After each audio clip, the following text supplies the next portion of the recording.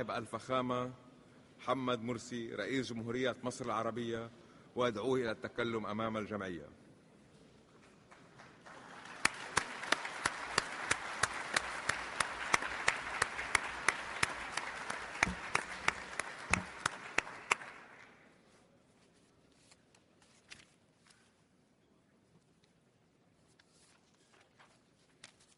بسم الله الرحمن الرحيم. الحمد لله والصلاة والسلام على رسول الله محمد صلى الله عليه وسلم الذي نحبه ونتبعه والذي نحترم من يحترمه ونعادي من يمسه بسوء من قول أو عمل، صلوات ربي وتسليماته عليه الذي وصفه في قرآنه العظيم فقال: وإنك لعلى خلق عظيم. وقال عنه أيضا: وما أرسلناك إلا رحمة للعالمين. اللهم صل وسلم وبارك عليه وعلى آله وصحبه وعلى كل من سار على دربه واتبع هديه إلى يوم الدين. رب اشرح لي صدري ويسر لي أمري واحلل عقدة من لساني يفقه قولي. يا أيها الناس إنا خلقناكم من ذكر وأنثى وجعلناكم شعوبا وقبائل لتعارفوا إن أكرمكم عند الله أتقاكم إن الله عليم خبير. السيد فوق جيرمك رئيس الجمعية العامة للأمم المتحدة، السيد بان كي مون أمين عام الأمم المتحدة، السادة رؤساء الدول والحكومات، السيدات والسادة الحضور جميعا، أحييكم بتحية الإسلام الخالدة، فالسلام عليكم ورحمة الله وبركاته. يسعدني أن أهنئكم يا سيادة رئيس الجمعية العامة، أهنئكم وبلدكم الصديق على توليكم رئاسة الجمعية العامة للأمم المتحدة في دورتها الحالية، وأتمنى لكم التوفيق في مهامكم. وأود أيضا أن أعبر عن خالص التقدير لسلفكم ناصر النصر ودولة قطر الشقيقة للإدارة المتميزة للدورة السابقة، كما أوجه التحية لأمين عام الأمم المتحدة لسعيه الدؤوب للحفاظ على دور المنظمة وتعزيز فعاليتها. وأؤكد دعم مصر لكل جهد يبذله في هذا السبيل. السيد الرئيس، إن حضوري اليوم وحديثي إليكم يحمل معان عديدة تتجلى في أنني أول رئيس مصري مدني منتخب ديمقراطي بإرادة شعبية حرة في أعقاب ثورة سلمية عظيمة شهد لها العالم كله. هذه الثورة التي أسست شرعية حقيقية بإرادة الشعب المصري بكل أبنائه وفئاته داخل وخارج مصر الوطن، وكان له لهذا الشعب بفضل الله ما أراد.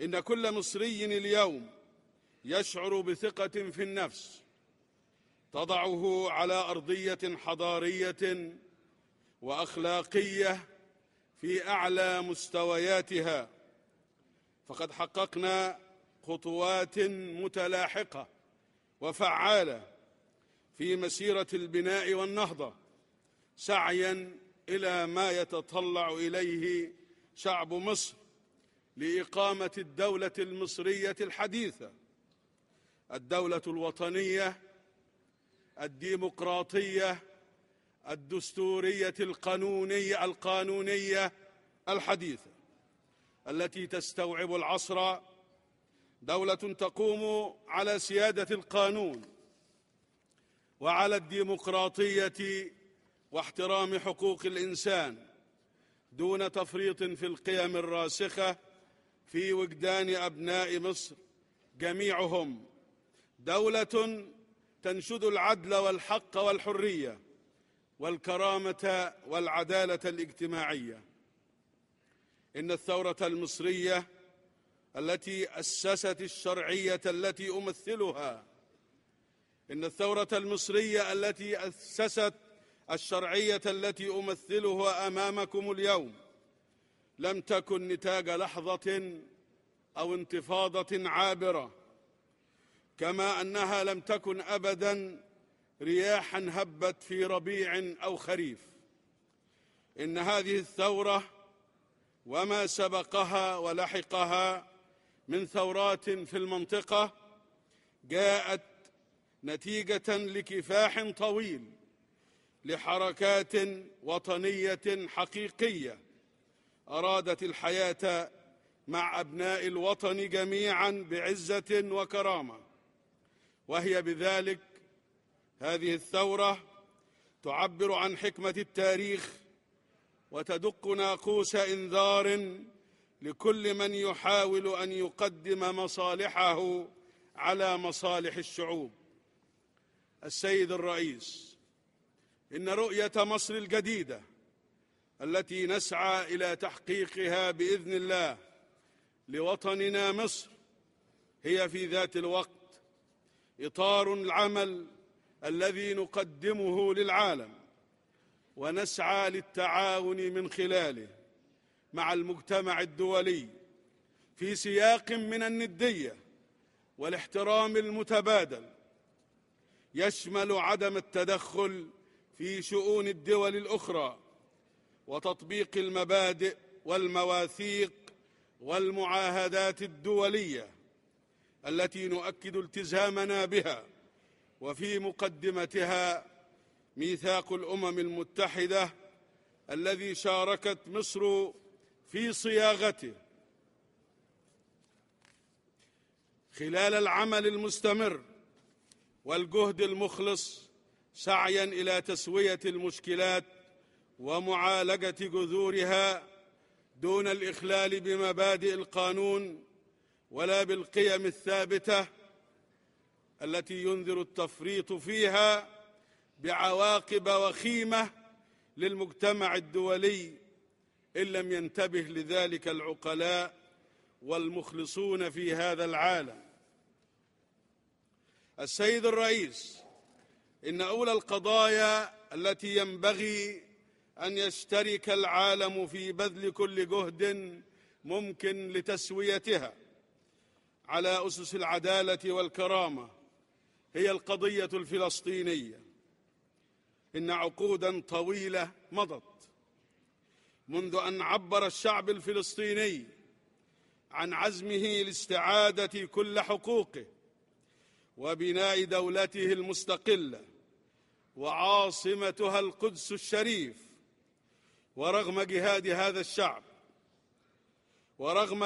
هذا الشعب المتواصل وتبنيه لجميع الأساليب المشروعة للحصول على حقوقه وقبول ممثليه بقرارات الشرعية الدولية كأساس لحل كل مشاكله، رغم كل ذلك تظل هذه الشرعية الدولية والقرارات الأممية مع كل أسف عاجزة حتى اليوم عن تحقيق آمال وتطلعات شعب فلسطين، وتظل كل هذه القرارات بعيدة عن التنفيذ. إن ثمار الحرية والكرامة لا ينبغي أن تكون بعيدة عن شعب فلسطين الشقيق، وإنه لمن المشين أن يقبل العالم الحر استمرار طرف في المجتمع الدولي في إنكار حقوق أمة تتوق إلى الاستقلال على مدى عقود مهما كانت المبررات. ومن المشين أيضا أن يستمر الاستيطان في أراضي هذا الشعب الفلسطيني، وتستمر المماطلة في تنفيذ قرارات الشرعية الدولية.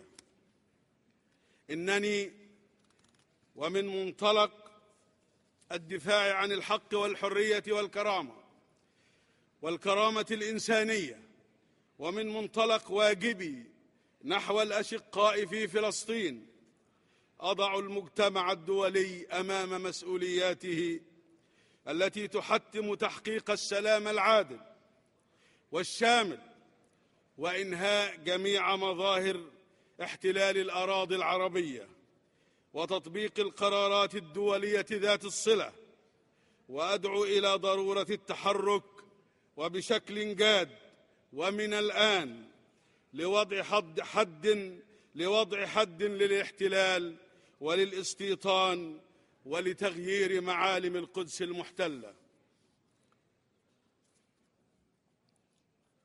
أدعو إلى سلام يؤسس دولة فلسطينية مستقلة ذات سيادة ويحقق أمنا واستقرارا طال انتظاره لجميع شعوب المنطقة.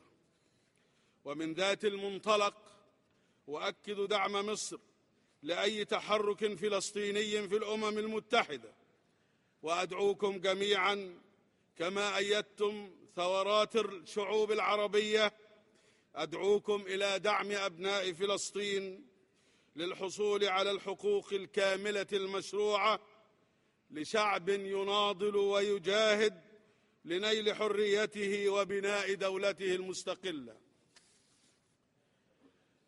بناء دولته المستقلة الفلسطينية غير القابلة للتصرف، عازمون على مواصلة العمل إلى جانب الشعب الفلسطيني لينال كل حقوقه بإرادته الحرة لكل أبنائه وفصائله.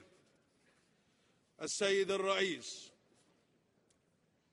لا بد ونحن نتكلم في هذا المحفل الدولي أن نتناول القضية التي باتت تؤرق العالم كله، ألا وهي نزيف الدم المأساة الإنسانية في سوريا. إن نزيف الدم الذي ينبغي أن يتوقف فوراً هو شاغلنا الأول. إن الدماء التي تسيل على أرض سوريا الحبيبة أثمن من أن تهدر هكذا ليل نهار. إن الشعب السوري الشقيق العزيز على قلب كل مصري ومصرية يستحق أن يتطلع لمستقبل تتحقق له فيه الحرية والكرامة.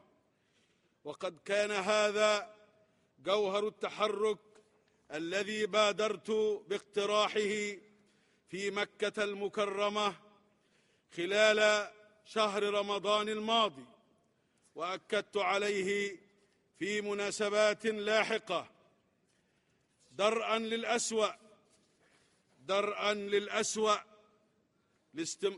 لاستمرار معاناة شعب سوريا وتحول الصراع إلى حرب أهلية لا قدر الله شاملة يتطاير شررها إلى ما يتعدى سوريا ودول الجوار المباشر.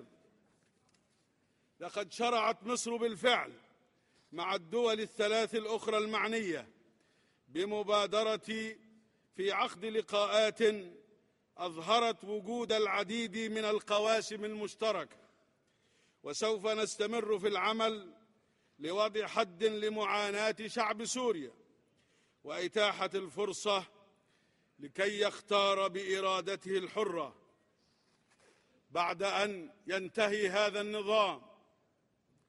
يختار بإرادته الحرة بعد أن ينتهي هذا النظام الذي يقتل شعبه ليل نهار. سيختار الشعب السوري بإرادته الحرة نظاما للحكم يعبر عنه ويضع بلاده في مكانها بمصاف الدول الديمقراطية لتستأنف إسهامها في مسيرة العمل العربي المشترك ودورها الإقليمي والدولي على أسس شرعية قوية. وأود أن أؤكد هنا أن هذه المبادرة ليست مغلقة على أطرافها، بل هي مفتوحة أمام كل من يريد أن يساهم إيجابياً في حل الأزمة في سوريا. هذه الأزمة كلنا مسؤولون عنها، هذه المعاناة لا بد وأن نتحرك جميعاً في كل العالم لوقف هذه المأساة. إنها مأساة هذا العصر وواجبنا أن نوقف المأساة. إن مصر ملتزمة بمواصلة ما بدأته من جهد صادق لإنهاء هذه المأساة الدائرة على أرض سوريا في إطار عربي وإقليمي ودولي، إطار يحافظ على وحدة تراب هذا البلد الشقيق ويضم جميع أطياف الشعب السوري دون تفرقة على أساس عرقي أو ديني أو طائفي، ويجنب سوريا خطر التدخل العسكري الأجنبي الذي نعارضه طبعا، كما أننا ملتزمون بدعم مهمة السيد الأخضر الإبراهيمي المبعوث المشترك للأمم المتحدة وجامعة الدول العربية، وباستكمال الجهد الجاري لتوحيد صفوف المعارضة السورية وتشجيعها على طرح رؤية موحدة. تشجيع المعارضة على طرح رؤية موحدة وشاملة لعملية الانتقال الديمقراطي المنظم للسلطة بشكل يضمن حقوق جميع مكونات الشعب السوري ويحفظ لكل مكون مكانا أساسيا في سوريا الجديدة، سوريا الجديدة بعد مصر الجديدة إن شاء الله. لا يفوتني في هذا المقام أن أؤكد أن مصر ستعمل مع أشقائها العرب كي تحتل هذه الأمة مكانتها اللائقة في العالم، فهذه الأمة تمثل مكونا لا ينفصم عن رؤيتها لأمنها القومي للوطن الكبير الذي يمتد من الخليج العربي إلى المحيط الأطلسي، وتمثل مجالا رحبا للتعاون والتفاعل البناء مع كل دول العالم. إن مصر تنظر إلى الإسهام بالغ الأهمية الذي تمثله الأمة العربية ضمن المحيط الإسلامي كضرورة للارتقاء بالعمل المشترك ضمن منظمة التعاون الإسلامي. وسوف تعمل مصر على أن تكون القمة الإسلامية التي ستعقد على أرضها في مطلع العام القادم منطلقا لتعزيز التفاهم بين الدول الإسلامية وباقي دول العالم، ولتطوير وتفعيل مبادئ الحوار بين الحضارات، ولإزالة مباعث سوء الفهم التي يجد منها دعاة التطرف على الجانبين منفذا للإيحاء بهوة خلاف واسعة غير موجودة أصلا لتحقيق مآرب سياسية لا تمت بصلة للمقاصد السامية للأديان أو القيم أو الأخلاق الإنسانية. السيد الرئيس، يحتاج أشقاؤنا في السودان إلى الدعم اليوم أكثر من أي وقت مضى. هذا البلد الذي يسعى لتحقيق الاستقرار والتنمية ويعمل على بناء علاقات صحية نموذجية مع جنوب السودان، هذه الدولة الوليدة التي أقدر أنها مؤهلة إلى جانب السودان الشقيق لأن تكون مركزاً للتعاون بين العالم العربي وامتداده الإفريقي. لقد قدم السودان تضحيات كبيرة بحثاً عن السلام والاستقرار، والتزم بتنفيذ اتفاق السلام الشامل، وكان أول من اعترف بدولة جنوب السودان. إلا أنني أقول وبصراحة أن هذا البلد لم يتلقى الدعم الذي يستحق، وأن الوقت قد حان لكي تتضافر الجهود الدولية لمؤازرته والعمل على تقريب وجهات النظر بينه وبين دولة جنوب السودان لحل القضايا العالقة بينهما. السيد الرئيس، إن عبور شعب الصومال الشقيق للمرحلة الانتقالية الصعبة بانتخاب السيد حسن شيخ محمود رئيساً للجمهورية له علامة إيجابية نحو التوحد والاستقرار، وإنني أدعو الأمم المتحدة إلى مواصلة دعم جهود الحكومة الصومالية في مواجهة من يعمل لإفشال الجهود المبذولة لتحقيق الاستقرار وإعادة بناء مؤسسات الدولة وتحقيق تطلعات الشعب الصومالي لغد أفضل. السيد الرئيس، تتصل مبادئ العدل والحق أيضاً بتحقيق الأمن والاستقرار في العالم، وفي قلبه منطقة الشرق الأوسط. فعلى مدى سنوات طوال سعى البعض إلى إقامة الاستقرار على أسس واهية من القمع والطغيان، وزين البعض للأسف لهؤلاء سوء أعمالهم. أما وقد استردت شعوب المنطقة حريتها، فإنها لن تسمح ولن تتسامح مع غبن حقوقها سواء من قادتها أو من الخارج. إن إرادة الشعوب في منطقتنا لم تعد تتقبل استمرار أي دولة خارج معاهدة منع الانتشار النووي، ولا عدم تطبيق نظام الضمانات على منشآتها النووية، خصوصاً لو اقترن هذا بسياسات غير مسؤولة وتهديدات تلقى جزافاً. إن قبول المجتمع الدولي بمبدأ الاستباق أو محاولة إضفاء الشرعية عليه أمر خطير في حد ذاته، ولا بد من مواجهته بحسم حتى لا يسود قانون الغاب.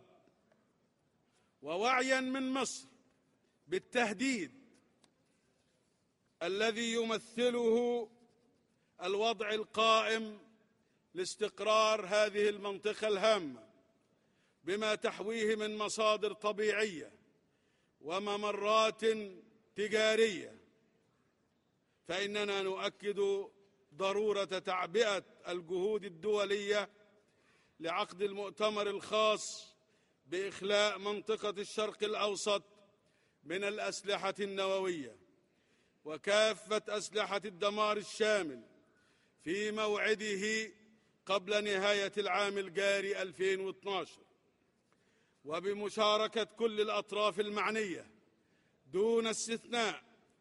وأقولها بوضوح: لا بديل عن التخلص الكامل من الأسلحة النووية وكافة أسلحة الدمار الشامل، ولكننا في ذات الوقت نؤكد حق جميع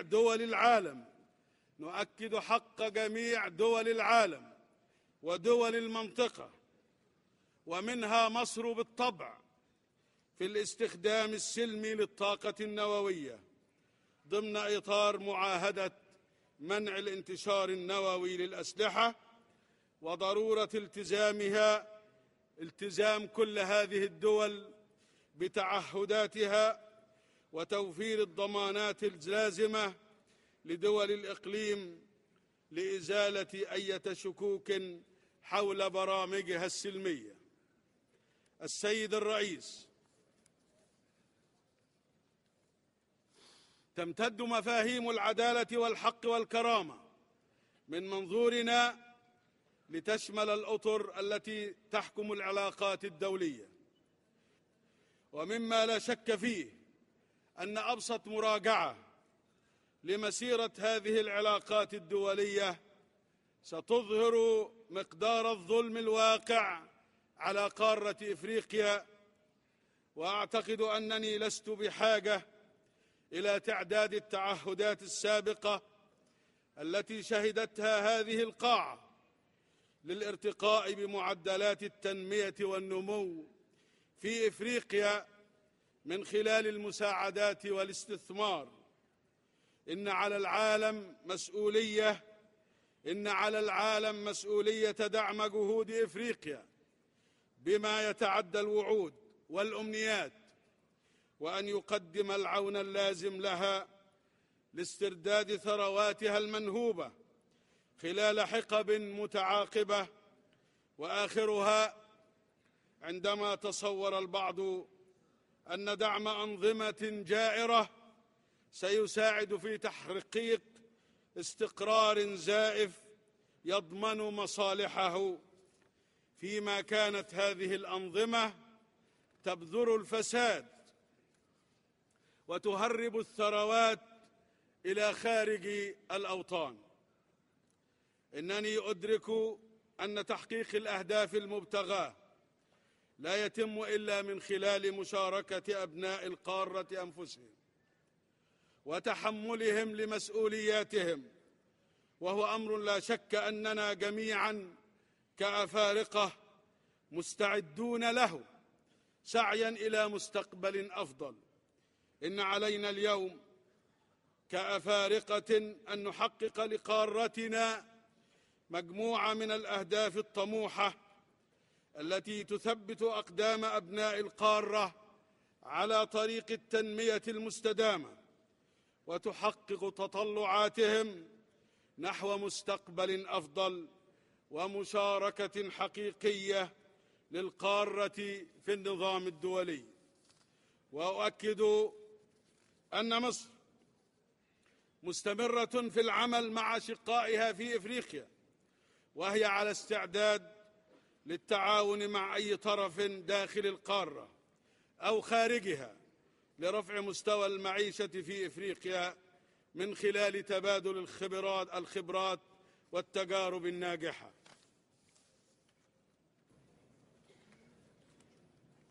إننا ننظر إلى الوضع الحالي للنظام الدولي ونؤكد ضرورة العمل بشكل جاد لإصلاحه تأسيساً على نفس المبادئ لتجديد شرعيته والمحافظة على مصداقيته. هذا مطلب مشروع لشعوب وأمم تعبر عن نفسها وتسعى للمشاركة في صياغة عالم جديد وغد أفضل لأبنائها. إن تفعيل دور الجمعية العامة باعتبارها المحفل الديمقراطي الذي يعبر عن جميع الدول الأعضاء، وإصلاح مجلس الأمن الذي ما زال يمثل صيغة تم التوصل إليها في حقبة مغايرة لواقع عالمنا المعاصر. يجب أن يكون الجمعية العامة ومجلس الأمن على قمة الأولويات، إصلاحهما يجب أن يكون على قمة الأولويات التي ينبغي أن نعالجها بالجدية اللازمة. ولا يفوتني في هذا المقام تأكيد ضرورة إيلاء الأمم المتحدة اهتماماً خاصاً لدعم قضايا المرأة والشباب وقد اقترحت خلال قمة حركة عدم الانحياز في طهران دراسة مبادرة جديدة لإنشاء جهاز تابع للأمم المتحدة يخصص لموضوعات الشباب ويهتم بقضايا التعليم والتدريب والتشغيل وتعزيز مشاركتهم في الحياة السياسية لتعزيز قدرة الأجيال القادمة على تحقيق طموحاتها. السيد الرئيس، تؤكد مصر أن النظام الدولي لن يستقيم طالما بقيت ازدواجية في المعايير، ونتوقع من الآخرين مثل ما يتوقعون منا احترام خصوصياتنا الثقافية ومرجعيتنا الدينية، وعدم السعي إلى فرض مفاهيم أو ثقافات لا نتفق معها أو تسييس قضايا بعينها وتوظيفها للتدخل في شؤون الغير. إنما يتعرض له المسلمون والمهاجرون منهم في بعض البلدان في مناطق العالم من تمييز وانتهاك لحقوقهم الأساسية وحملات ضاربة للنيل من مقدساتهم، أمر غير مقبول. هذا أمر غير مقبول ما وقع من تصرفات من بعض الأفراد ومن إساءة لرسول الإسلام محمد صلى الله عليه وسلم نرفضه ولا نقبله ونعادي من يفعله، ولا نسمح لأحد أبدا أن يقول بذلك بقول أو فعل. إن ذلك يتعارض مع أبسط مبادئ ميثاق المنظمة التي نجتمع في ظلها اليوم، حتى أضحى الآن مع كل أسف ظاهرة لها عنوان: كراهية الإسلام، إسلاموفوبيا. إن علينا جميعا أن نتكاتف في التصدي لتلك الأفكار الرجعية التي تقف حائلا أمام تشييد أواصر التعاون بيننا. إن علينا التحرك سويا في مواجهة التطرف والتمييز، في مواجهة الحض على كراهية الغير على أساس الدين أو العرق. إن على الجمعية العامة وكذلك على مجلس الأمن مسؤولية رئيسية في التصدي لهذه الظاهرة التي أصبحت لها تداعيات تؤثر بوضوح على السلم والأمن الدوليين. إن الأعمال التي أشرت إليها، الأعمال المسيئة التي نشرت مؤخرا في حملة منظمة للمساس بمقدسات المسلمين، أمر مرفوض، ويجب علينا ونحن مجتمعون في هذا المحفل الدولي أن نتدارس كيف نستطيع جميعا أن نحمي العالم من زعزعة أمنه واستقراره. إن مصر تحترم حرية التعبير، حرية التعبير التي لا تستغل في التحريض على الكراهية ضد أحد، وليس حرية التعبير التي تسعى إلى استهداف دين أو ثقافة بعينها. حرية التعبير التي تتصدى للتطرف والعنف، وليس حرية التعبير التي ترسخ الجهل والاستخفاف بالغير. لكننا في نفس الوقت كما أعلنا وأكدنا نقف بحزم ضد اللجوء إلى استخدام العنف في التعبير عن رفض تلك السفاهات. السيد الرئيس، قبل أن أنهي كلمتي أشير إلى أن تفاقم الأزمات المالية والاقتصادية مؤخرا يجب أن يدفعنا إلى مراجعة أسلوب اتخاذ القرارات الاقتصادية الدولية التي تؤثر على مصائر شعوب لا تشترك في إعدادها، لكنها ومع كل أسف أول من يتحمل تبعاتها السلبية على النمو فيها وعلى التجارة وعلى البيئة وعلى أوضاعها الاجتماعية، نتيجة تطبيق ممارسات مجحفة في التجارة الدولية وفرض شروط باهظة لنقل التكنولوجيا وللحصول على التمويل اللازم للتنمية. هناك حاجة ملحة لحوكمة اقتصادية دولية جديدة. هناك حاجة ملحة لحوكمة اقتصادية دولية جديدة محورها الشعوب وأساسها توثيق التعاون بين شركاء التنمية على أساس تكامل المصالح والمنفعة المتبادلة. السيد الرئيس، طرحت عليكم رؤيتي لما يجول في عقول أبناء مصر، وسعيت لأطرح بإيجاز رؤية مصر، شبابها، رجالها، نساؤها، المسلمون وغير المسلمين في مصر جميعا. هذه رؤيتهم لأهم قضايا الشرق الأوسط وأفريقيا والعالم، وإنني لعلى ثقة في قدرة الأمم المتحدة على القيام بدورها في التعامل الفعال مع مختلف القضايا والتحديات الإقليمية والعالمية من خلال الحوار والتفاهم والتعاون وفق مبادئ القانون الدولي.